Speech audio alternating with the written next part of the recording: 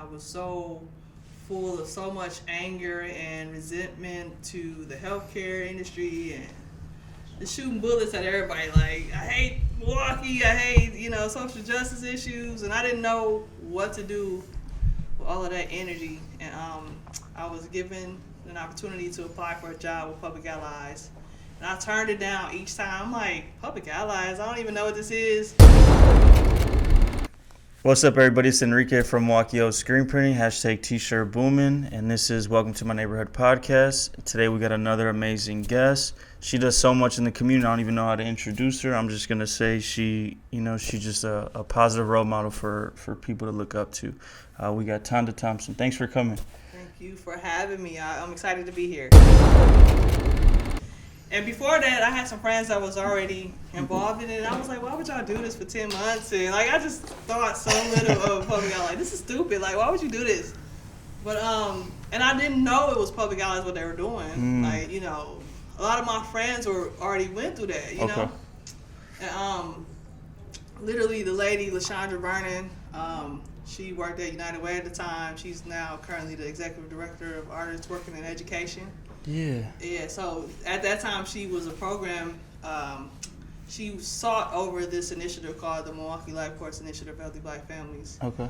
And, they knew that I had lost the child at the time, and I had video production skills. So they were like, Tonda, you should come work for this initiative. You can shoot videos, you can shoot cover to all different, it was like, it sounded cool, but I'm like, I don't want to do this. In my head, I had just lost my son. I got a divorce. I was a former professional model. I was still in that mindset, like, I got to get back to my modeling career. I don't want to do, right. Even though I had the skill of video, I didn't want to do this, But I actually got to the point to where I was almost homeless. I was literally homeless. I was living in a house. I didn't have electricity. I was broke, like dead broke. And it was like, okay, let me take this job because I don't have no money. Let's see what this is about. Yeah, but then it just, like the rebuilding that I did as a person, the emptying that I did, like mid-year, like I'm literally bawling on the floor in mid-year, like it's mid-year is intense. like I'm like literally like it's my therapy session. I'm crying with this group. I can't tell what mid-year is because that's what's right for Public Allies, but just imagine just telling your whole life story in front of 30 different other individuals, right? And hearing their stories too. But just the whole entire change of me. I was given, in a sense, I was given a tool to fight for the issue that I was passionate about. I was given all of the tools. Like I was given the philanthropies, all of the different people that are connected to elected officials and the government. Right. Like I received everything I needed through Public Allies. Absolutely. To fight. And now I'm hosting my own ally now. With my own nonprofit now. So that's amazing. Like it's full circle. So Public Allies literally changed my whole life. Yeah, I have a similar story about how it changed my life too. Like Public Allies definitely has like an impact on everybody's life. And you talked about mid-year and how you don't want to like talk about it because that's for the allies. Even if you talked about it, it would be totally different for the next group. Yeah. So that's super important. So you said you got into Public Allies because you knew people who were allies already, and they kind of just influenced you, and you had all these circumstances that kind of like just made it like, all right, this is time to do it? Or were you already kind of like... I really had no clue what Public Allies was until I did it myself. But when I heard about it, like, one of my friends, one of my close friends at the time, she was literally in the program. Oh, she was in it. And I lived in LA. I was a professional runway model in LA. Right. So I'm literally like in LA, like, cause she was a model too. Yeah. So she was like, Tana, I want to go do this community justice, social justice type of work, for 10 months, and I get a stipend for this much. I get to pay for school, and I'm just like, that's stupid. You can come out here and be a runway model too. So when people that I was around like a good group of people that were in Public Allies that did it, and I really didn't take I actually took it for granted, like the work that they were doing.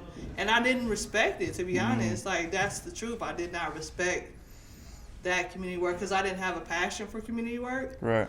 And I didn't connect the two. So when they were telling me, like, yeah, we meet every Friday, like, they were telling me the whole program of Public Allies was told to me multiple times to people that were close to me. And I thought that it was a silly thing that they were doing. But it wasn't until LaShondra Vernon, which is somebody I knew for a while. Yeah. LaShondra Vernon was like, hey, I got this job for you, and you can make a difference within this area because you're going through this situation where you just lost your own child.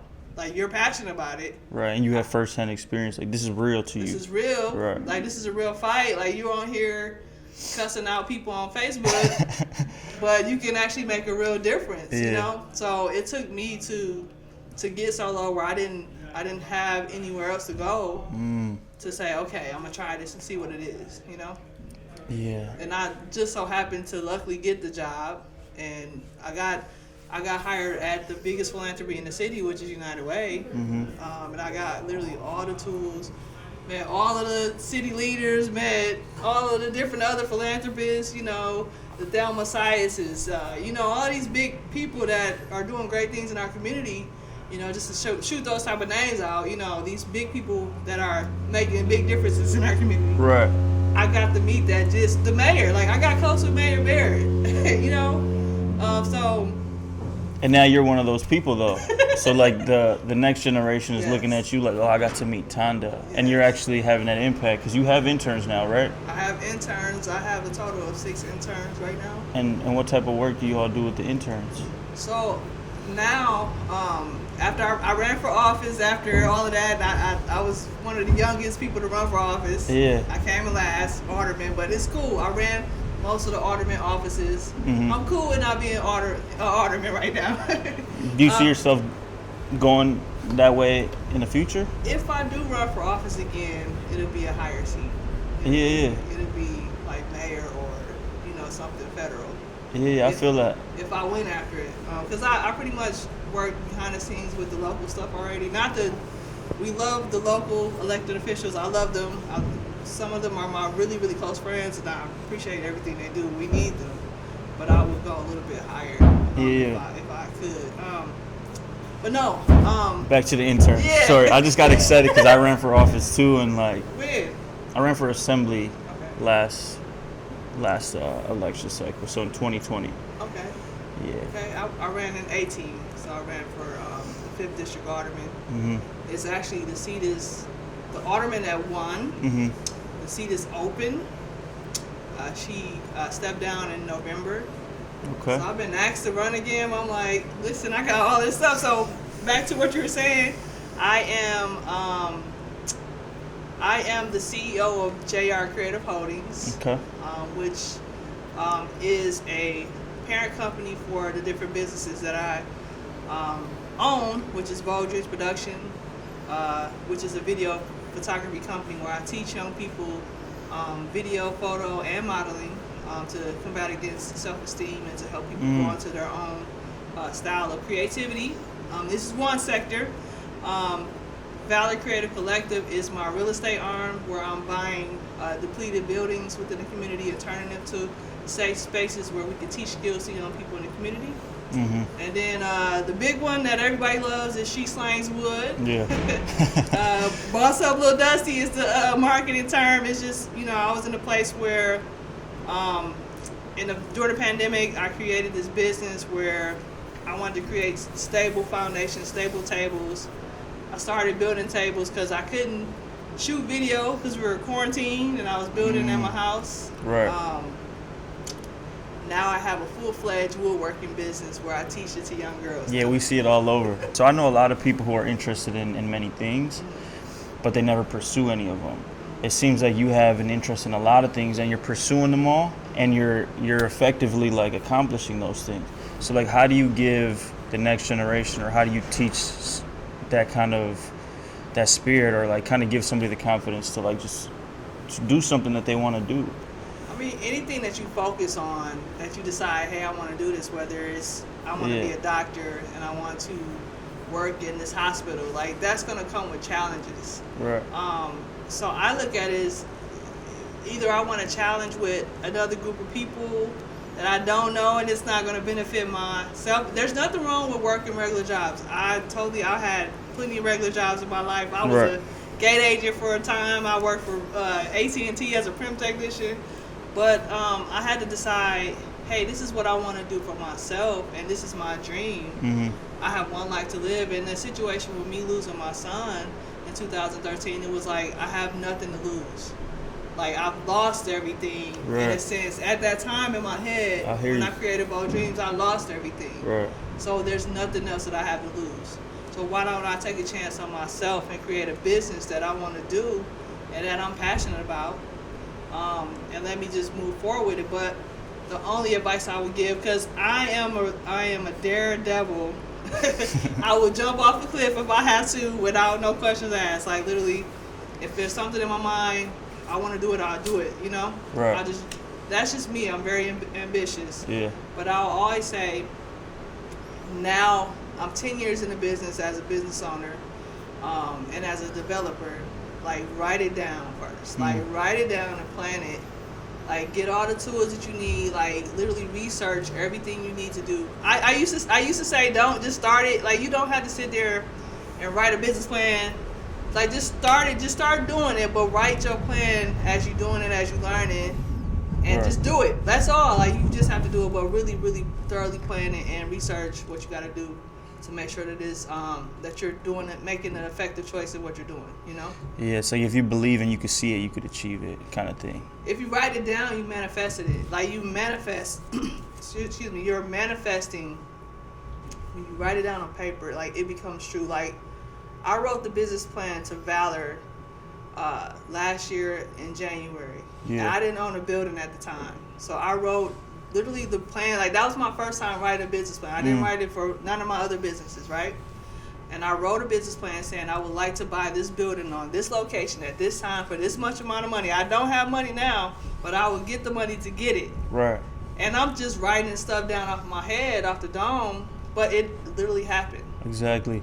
Like, it happened, and now I'm rewriting my business plan for Valor because I accomplished all of my goals because I wrote it down and it became true. Mm-hmm. It's like if you ask for it, you're gonna achieve it. You just got to do the work.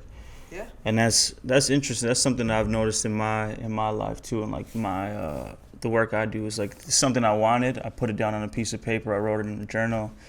And then, like, 2 years, 3 years later, I'm looking back at the journal. I'm like, oh, I thought these things were unachievable. Yes. But for me, I'm looking at it now. I'm like, oh, that's weak. Like, what else can I do? And for me, that gives me my excitement. For me, just being able to, I kind of get the thrill of, like, accomplishing goals. So whenever I see something that maybe came across my mind and I'm like, oh, that would be cool to do, it kind of excites me to be able to, like, all right, let me try to go and accomplish that. Even as a public ally, I remember I was at Urban Underground, and I had a lot of freedom in my placement. So I was working at Urban Underground. There was a lot of structure there. There was a lot of like guidance, and there was a lot of the network was there. So I was always connected to people, kind of like you had access to these people you thought were like, oh, how can I meet them? But you were just thrown into that space. I was in a similar space as well, and just being able to, in meetings with Charlene at Urban Underground, we were talking about like she was like, you gotta do something, like you're here for a reason. You're not here just to warm up this office. You're here to like use your skill to like better our organization. So she kept like instilling that confidence in me. So then I went out in the community and just like, all right, I'm gonna connect this down. I'm gonna do this. I'm gonna do that. What was your role at your placement when you were in PA? Well, my role was, I started off as just a communications person for the Milwaukee Life Course Initiative for Healthy Families, and their mission was to reduce racial disparities in birth outcomes. Yeah.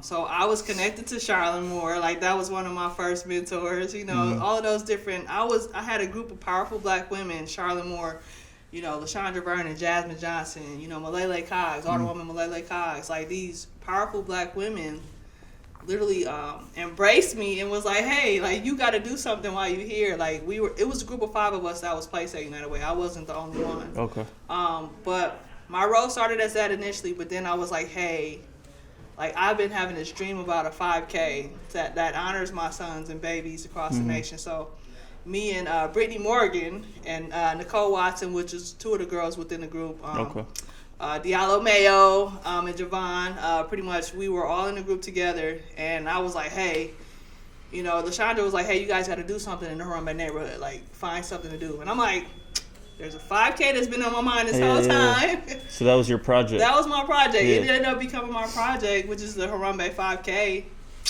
We're in year 8 now. That's you know, lit. 8 years of, you know, the first 3 years was under United Way, but then I was able to take it under my own wing, and that's how I created the National Coalition for Healthy Black Families, which is my own nonprofit to keep it going, pretty much. But you doing it all.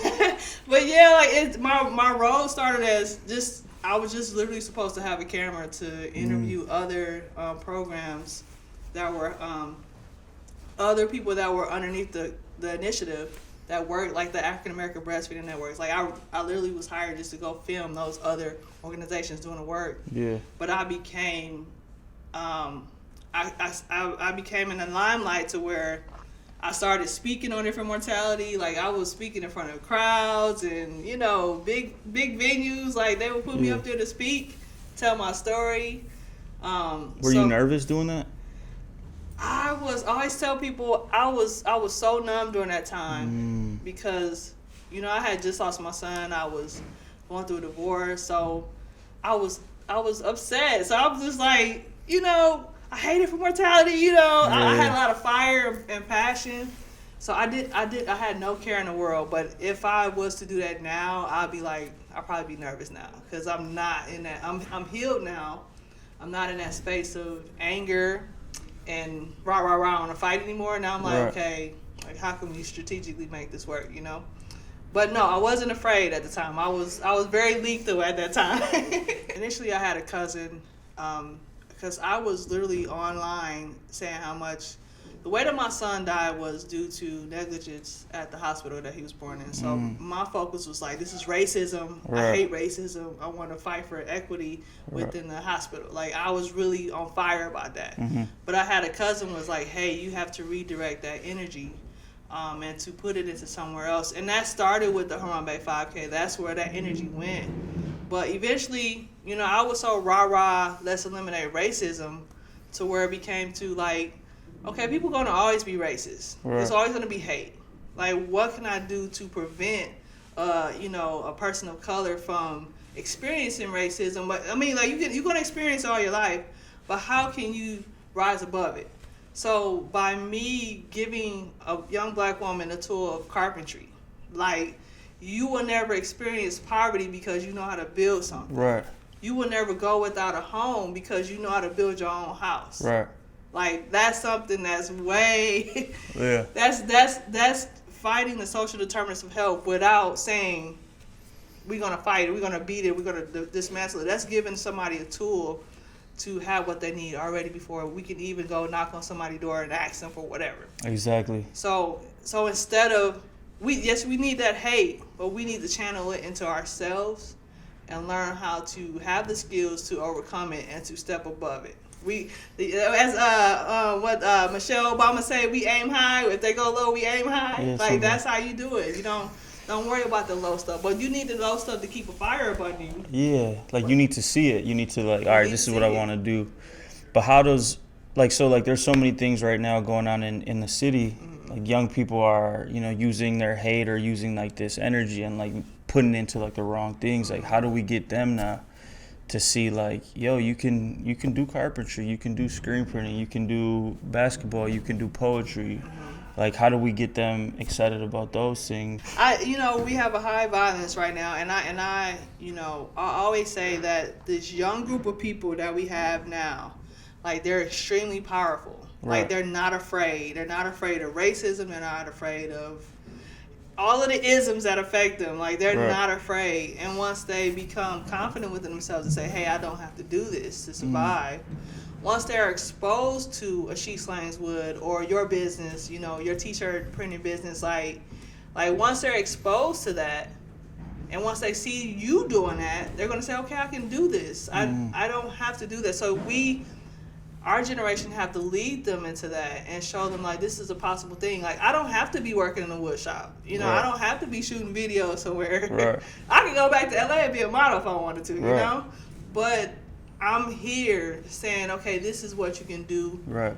and you can do it this way. And this is a cool thing to do. Like you can build a house. Mm-hmm. Not even you can build a house, you can build a cool table that's a Jordan with a Jordan sign on it, you Right. know? No, like that's definitely a skill. Yeah. But just being kind of like what I'm hearing you say is like just it's up to us. Like we got to be that example, and at the same time, like it has a lot to do with confidence. Yes, Like yes. teaching confidence and letting people find like who they are and, Yes. and finding their place in like the city or in the world.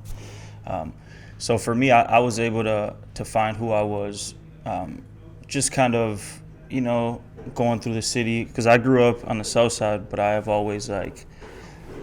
Went to different schools all across Milwaukee, and we know Milwaukee's super segregated, one of the most segregated places in the U.S.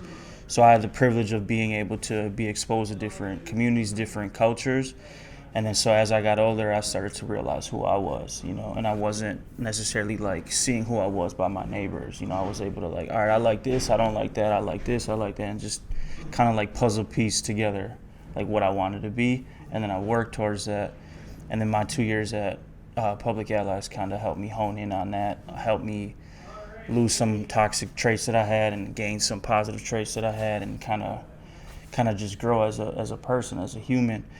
And I would say like even though I did the work, I put in the work, I would owe a lot to that organization, and then to Charlene, and then to my program manager, Charmaine.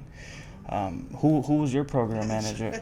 Charmaine, I was at a time where there was a lot of turnover, which is still happening. So Charmaine was my program manager at one time. Julio, Alicia, I'm sorry. Alicia was the first one that hired me. So Alicia, Ava was my executive director. Nanice was my program manager. So I had quite a few program managers with Public Allies. So I had those different people that hovered over me and took care of me. So, but at the same time, I had the Charlene Moores, I had the the LaShondra Vernons, I had the Malele Cox, all those Reggie Moore, like all of those people were pouring into me. Andre Lee Ellis, like all of these different people.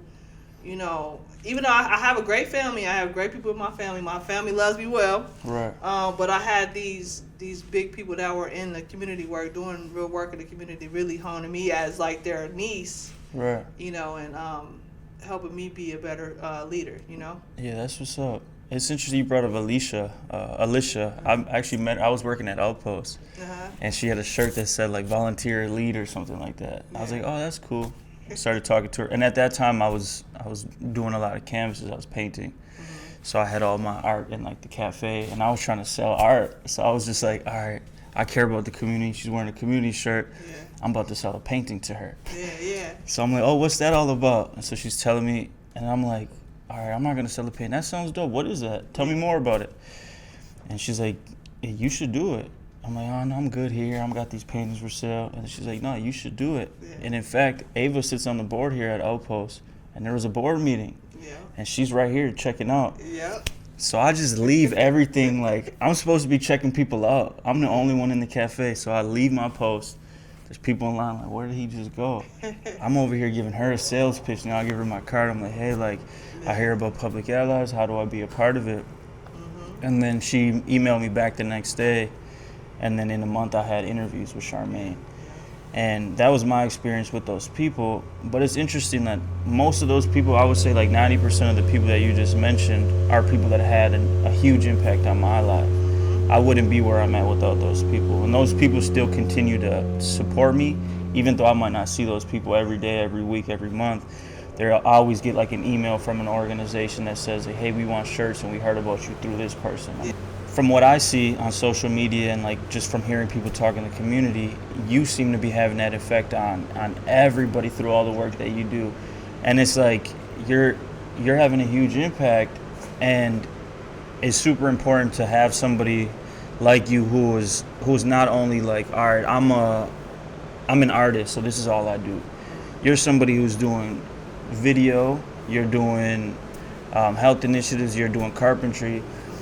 Like how do you see all of those things impact like the work that you do like in the community? So like with the young people, do you see the impact like every day, day to day on their lives? Or Yeah, I mean, I have high schoolers that work for Slangs Wood, like young women that are pretty badass in carpentry. Like these, I thought I had skills, but these girls just showed up and was like, yeah, I can build this, and like they build whatever, whenever. right. And it's like, I'm struggling to build this. This young lady just came and just knocked this out within a day. That's what's up. You know, so the impact of what is happening, like I said, they will always, the young ladies that work with me, they will always have these skills. The young ladies that work with me over the summer, like they can build a fence. They do construction carpentry. Like, you know, they were out there getting it done, and men was walking by like what is going on? Like, right. It's a group of 4 black women out here building a fence. Like, that was something that was unheard of, and that just changed the whole entire neighborhood. Like, to see that people were sitting on the porch just watching us build fences, you know. So that has a heavy effect on the whole entire family. And when I was a public ally, I felt spiritually that God told me to remove your people from mental restraint. You know, I was like I said, I was borderline homeless. I didn't have money. I was driving my mom's van that she randomly had. Like, I didn't have nothing. And literally God was like, remove your people from mental restraint. And I am giving my people tools to say, you don't have to lay down and accept the social determinants of health that are defeating you as people, like the discrimination, the violence, the joblessness, the homelessness, the poverty. You don't have to accept that. You can stand up and create. Just like what I'm doing, I'm using all my tools and my ability to create these different avenues for people, and then it's changing their whole entire family. Like metaphorically and physically, like that's what's up. Yes. So how does somebody get involved with Slangs Wood? I mean, the whole organization as a whole, like when you buy a cutting board from Slangs Wood, and I'm not saying buy, but when you invest in Slangs Wood or Bold Dreams, it's not going to me to make me rich. It's going to a young lady to give her whatever she needs to get to the next step. Like, I have a young lady that is graduating from MSOE this year. Like, you're providing her with an opportunity to experience her major, get the experience of what she's doing. Like, she's my operations manager right now. Exactly. So, like, you're giving these opportunities for young people to be confident, to stay out of the streets, and to have what they need to survive as people. And kind of like the mental restraint too, like you're kind of breaking that hold, you know, like once you realize you can do whatever, you're going to start striving to do whatever. I'm creating freedom, a path of freedom. Exactly. To people of color, both brown and black people. Like, not even just us, it's all people. You know, you're free from whatever the ism that's holding you down. You're freeing yourself from that. Yeah, there was this quote that I heard a while back, said, once you realize you have wings, you can fly. Oh yeah. Like, we all got them, we just got to use them, you know. I always say there's a God in you, as always. You know, public allies shifted my whole type of religion too. Like, you know, I had this one strict religion, and they just shook it all up, you know. But I believe that there's a God in you, and you are a God. And once you stand up and say, I want to do this, that higher power will tap in and manifest whatever you decide that you want to do in life. Yeah, I agree. I have the same view on like God and just like us as like creators. Like, we can do whatever we put our minds to, but it starts with us thinking we could do it, believing we could do it, and then actually doing it. And there's a spirit that'll be like, you can't do it, and I really believe that's your own self-doubt saying you can't do it. Like, I struggle with self-doubt. Like, I struggle with it today. Like, I'm struggling. Like, right now, Slangs Wood is very popular, but we're struggling to make money, you know? And that's typical in business. And I know that at the end of the year, I know that's going to change, you know, because you have highs and lows in businesses, you know? And sometimes I'm like, I could just go work at this, you know, I could go work at United Way and get consistent pay. Like, sometimes that does come in my head. Like, I could go work a regular job, you know? I can go be alderman and, you know, not to knock my friend. I know what you're saying. I have a close friend who's an alderman, so not to knock her. Yeah. But I can go do something else and make consistent money, if that makes sense. And you don't want to say like I could do something regular, like, because those positions are super like valuable. Those, you know, my favorite job was the premise technician for AT&T. I put U-verse, you know, TVs together. I did that. I put telephone wires in homes. That was my favorite job ever. Yeah. Those jobs are needed. We need those type of people. But, you know, when you're venturing off and being an entrepreneur, sometimes it can get really, really, really tough. And you're like, why am I doing this? Mm-hmm.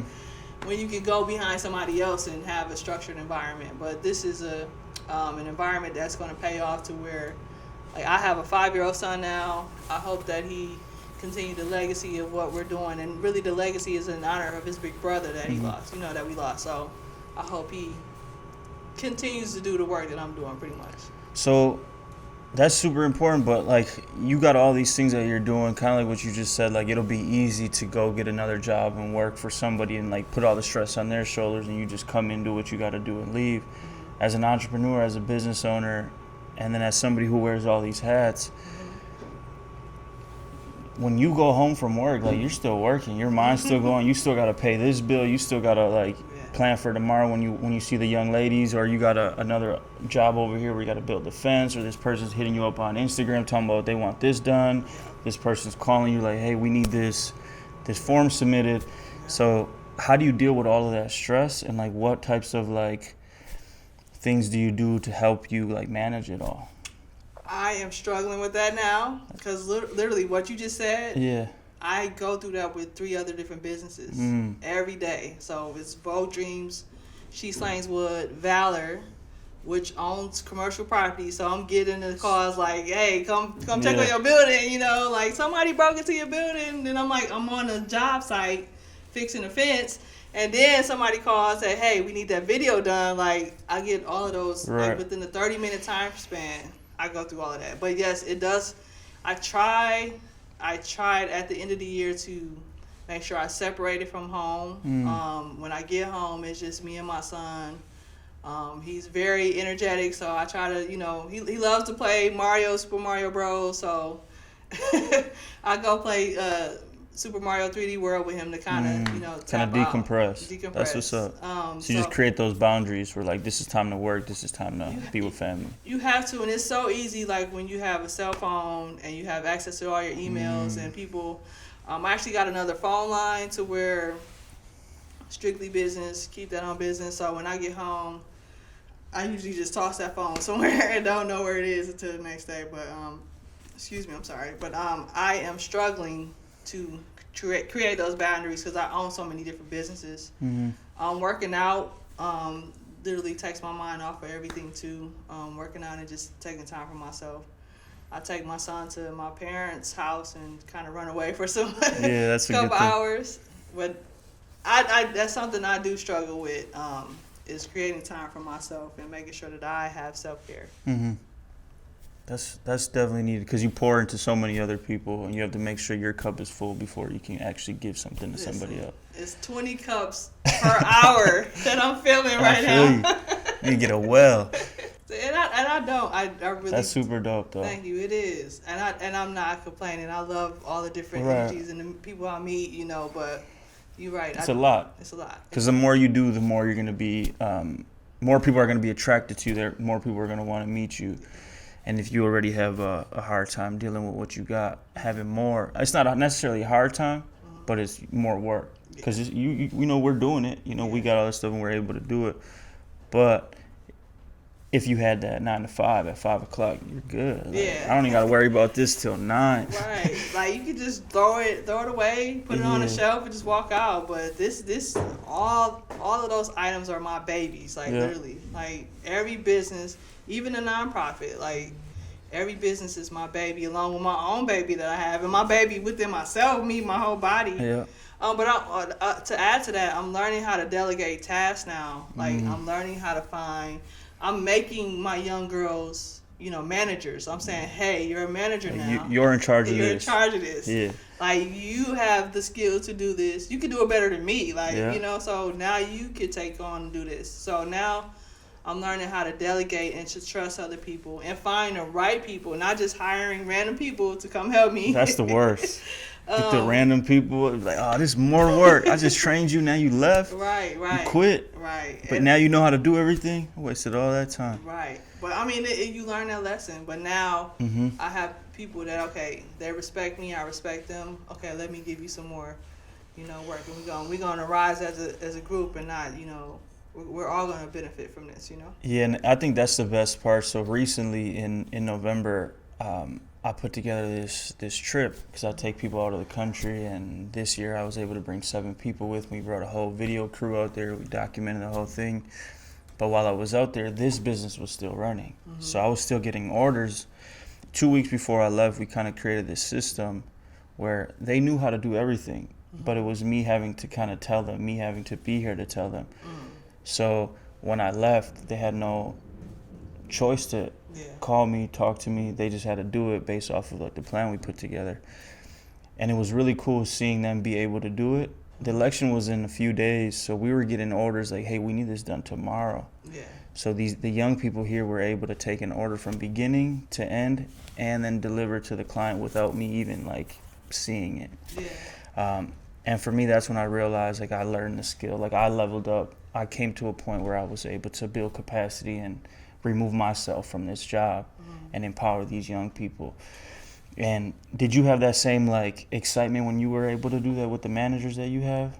I'm in that space right now, like literally. Isn't that the best feeling though? Yeah, I literally yesterday I gave the key, because we're at Arts at Large right now until my building is being done, renovated. I gave one of the key fobs to one of the young persons, and I'm like, you got this. Like, you got it. Like, and that person started a month ago and literally builds everything under the sun. And I'm like, you know how to use every tool. And that person is teaching other people how to use the tools too. So I'm like, oh, you got this. You know, and they're like, time to get out of here. And I'm just like, no, like, are you okay? So I'm struggling with separating. It's not, you have the opposite. Like, it's me like, oh my God, can you do it? But I trust them enough to leave them. Like right now, they're there now. Yeah. So I trust them enough to leave them there now. Yeah, that's the best. So we have the young interns teach other, like we have like field trips come here, like different organizations.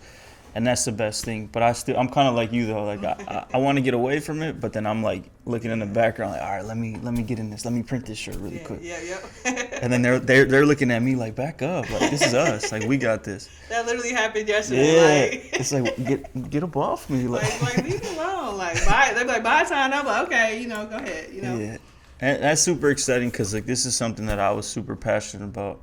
And then to be able to share that passion with other people, for me, is like super fulfilling. Yeah. So it's a legacy that's gonna live throughout. Like they're gonna always remember this time and this moment. Absolutely. So it's cool. It's cool being able to have you on this podcast. I'm super like grateful, super appreciative of you even like wanting to be a part of this. Because I definitely look up to you. I'm always like excited when I see your stuff come across social media. I'm like, you know what? She's on her grind. Like, what am I doing? I got to go back to work. So. But you know what's crazy? I look up to you, and I'm proud of the work that you're doing. Like, that's why I had no hesitation like to come here and to talk to you. So I appreciate the work that you do because I know it's similar to what I'm doing. So we need you to keep doing what you're doing, and I'm proud of you. I appreciate that. So is there anything else you want to share with the people? No, just I have the term called boss up little dusty. I always joke, and that came from me being in a space where I was doing woodwork and I would come home, I would be dusty, and I'm just like, I'm just so dirty, and and I felt like that. Like, boss up. Like, if you feel that it's something that you cannot do, boss up and do it. I love that. That's the message. So I'm super grateful for you coming. Thanks for being a part of this. Thank you. And check us out. Hey, check us out. Slangswood.com. Yes. And we gotta get you guys to make these shirts. Yeah, let's do it. I don't like the current Who made those? vendor.